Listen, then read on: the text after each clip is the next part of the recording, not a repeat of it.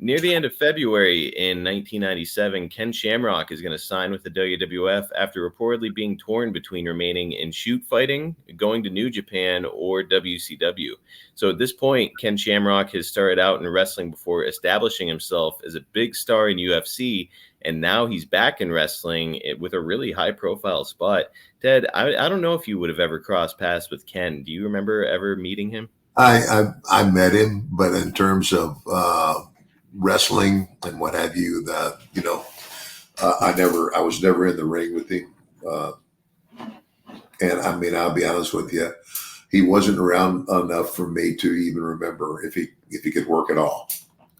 He was pretty good. I don't think that he was like a super crazy ring technician, but like he had some skills, and man, like some of his facial reactions and stuff were really, really great. Yeah. I know that during the early part of his wrestling training, he was actually nearly killed by the Nasty Boys in a shoot fight where they attacked him outside the ring and beat him up pretty bad. And now here he is, and he's like, he's a badass dude. What was that? See, now that's something, here we are, we're doing the podcast, and I'm going, how did I miss that?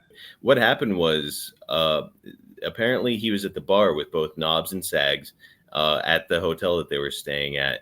And reportedly, one of the Nasty Boys was inappropriate with a woman at the bar. Ken Shamrock kind of called him out on it, and they did not take kindly to it.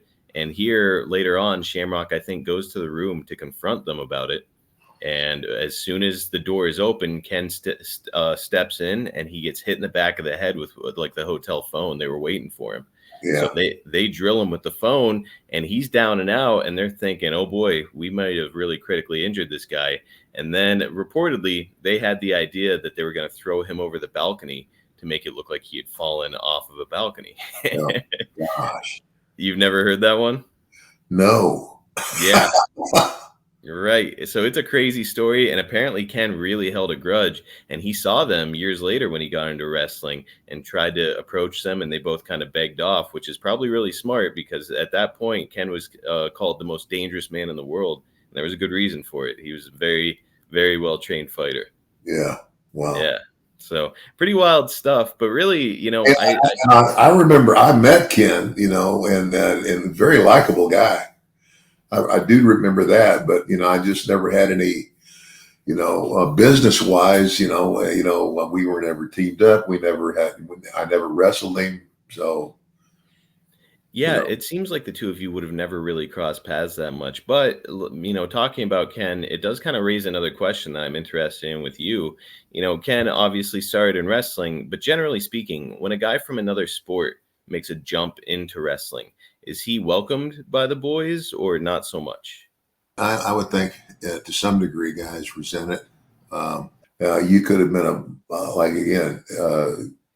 Muhammad Ali, one of the greatest boxers of all time, but you put him in the ring, as a wrestler, and it's a whole different thing.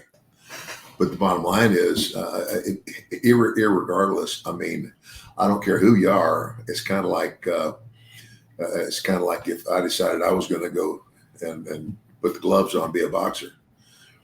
Okay, if I could box and I looked good, okay, maybe, But 9 times out of 10, those guys that crossed over, how many of them made it big?